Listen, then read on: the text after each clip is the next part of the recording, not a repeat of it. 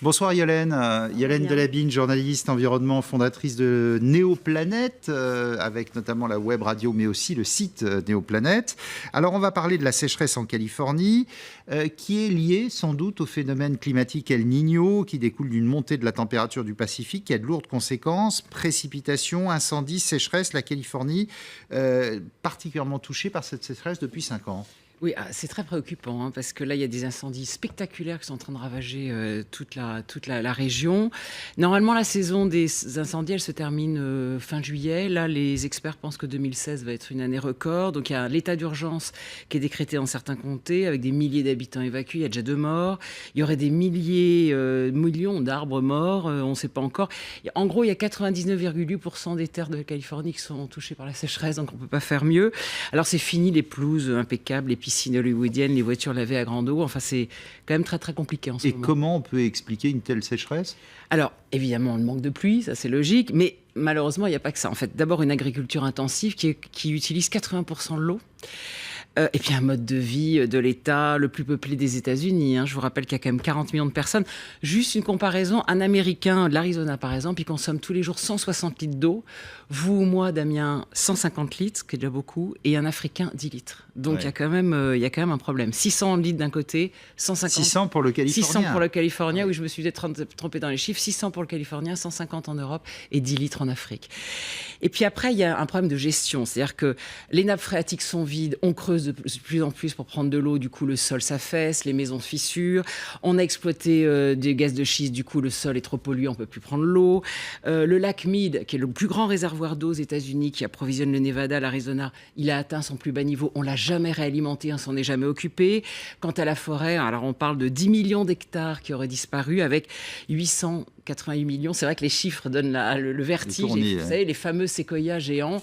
Donc tout ça est dramatique. En plus, comme ça déséquilibre les forêts, on voit arriver des tout petits scolites qui sont des petits scarabées qui rongent le bois. Donc du coup, on va mettre pas mal de temps à gérer tout ça. Oui, c'est un cercle vicieux là. Absolument. Évidemment, ça va poser des problèmes alimentaires et économiques. Absolument. Alors, il y a une crise alimentaire parce que du coup, tous les légumes et les fruits qui sont faits avec de l'eau sont en train d'exploser parce que les agriculteurs doivent acheter de l'eau et ils ne peuvent pas. Donc ils coûtent une fortune. Voilà, les prix. Donc, on a déjà un petit peu donné des chiffres. En gros, plus de 2 milliards pour l'économie locale et 17 000 emplois de perdus. Donc, c'est dramatique. Surtout que maintenant, ça commence à toucher les autres États, notamment l'État de Washington et de l'Oregon, donc qui commencent un peu à avoir un peu peur aussi.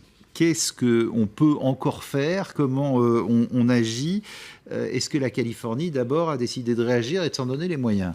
Alors, pour lutter contre la sécheresse en Californie, pour l'instant, il y a 5 solutions. Donc, premièrement, moins arroser, ça paraît logique. Renoncer à la pelouse, la piscine, tous les symboles de réussite américains. Il n'y a pas de mesures de restriction, comme il y a en France chaque été, souvent. Alors, il y en a. Donc, les municipalités n'arrosent plus les plates-bandes, par exemple, qui servent de ligne médiane sur les routes. On remplace les plantes gourmandes par des plantes résistantes à la sécheresse. On va remplacer des millions de mètres carrés de pelouse par des végétaux moins consommateurs. Et puis, on essaye surtout de travailler sur la micro-irrigation pour les cultures, qui pourrait économiser jusqu'à 45% d'eau. Donc, ça, c'est intéressant. Mais ça coûte très cher, donc pour l'instant, ce n'est pas encore fait. Alors, deuxième solution, recycler l'eau. Pour l'instant, il y a une grande partie des eaux usées qu'on déverse dans l'océan, ce qui est délirant, ce qui est absolument stupide. Donc, il y a des villes côtières comme Los Angeles qui commencent à étudier la possibilité de les recycler pour arroser les cultures et les pelouses, tout simplement. Donc, d'ici 2020, on voudrait que les eaux retraitées puissent approvisionner le 5e de la population. Ce n'est pas énorme, mais c'est déjà pas mal. Troisième solution, adopter de nouvelles solutions, notamment les copeaux et le gazon synthétique. Alors, c'est le grand truc, par exemple, le campus de la prestigieuse université de Berkeley. Maintenant, vous n'avez plus de pelouse, mais vous avez des copeaux.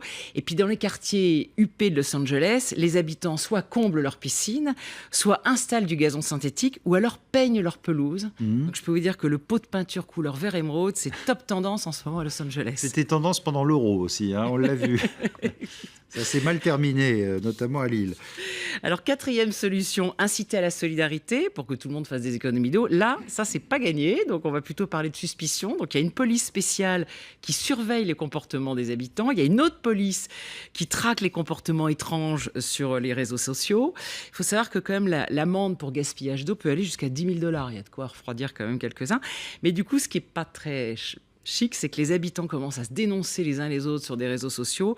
Notamment, il y a un hashtag Throat Shaming, excusez-moi de l'accent. Donc, throat, c'est sécheresse en anglais, et shaming, c'est ça file la honte.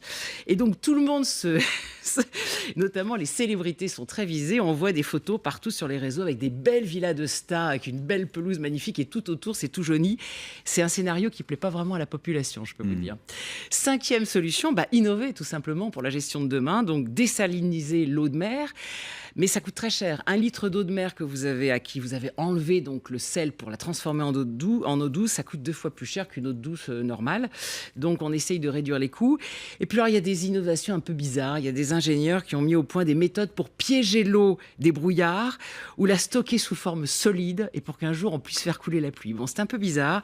Donc disons simplement que la vraie solution, on la connaît, ça s'appelle les 3 R. C'est tout simple. Réduire, réutiliser, recycler. Ouais, vous avez du boulot avec les Californiens, là, quand même, hein, et les Américains en général. C'est pas gagné. Oui, mais là, ils sont en train quand même de souffrir. Alors, El Niño, cela dit, c'est tous les 4 ans à peu près. Donc, le phénomène peut se réduire dans un avenir assez court, mais ça revient toujours. Et les conséquences sont tellement longues qu'on a à peine compris les conséquences et essayé de les améliorer. Hop, c'est reparti. C'est ça le problème. Ouais. Toujours le cercle vicieux. Merci beaucoup, Yolène Delabigne de Néoplanète. Et vous revenez quand vous voulez, notamment la semaine prochaine. Merci, Yolène.